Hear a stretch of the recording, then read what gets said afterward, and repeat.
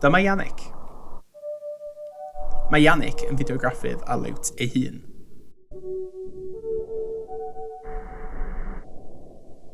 Ei brif cymhelliant yw pam, beth, pwy.